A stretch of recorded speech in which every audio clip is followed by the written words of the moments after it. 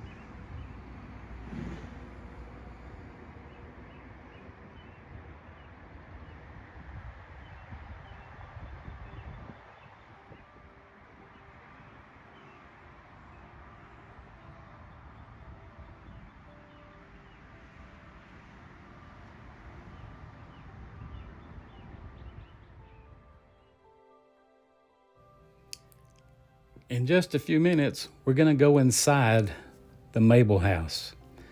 I get a one-on-one tour of the house by Miss Mickey McDaniels. I want to thank her so much for her time in touring me through the house.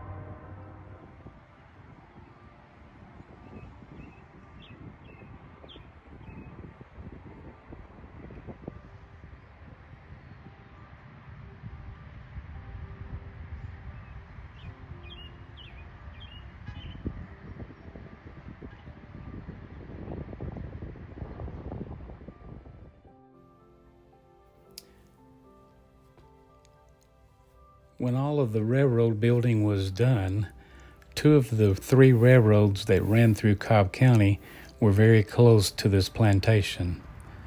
The Floyd station was only 1.5 miles away, and the Mableton station, or depot, was less than an eighth of a mile away.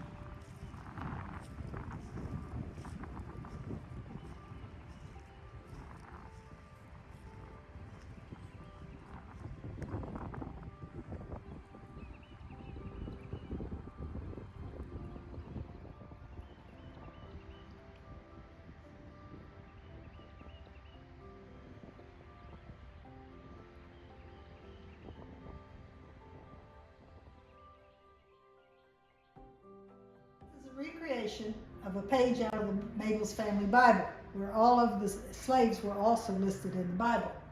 Celia, who was born in 1824, this picture here, she came with the first Mrs. Mabel, who was Ferriby Mabel.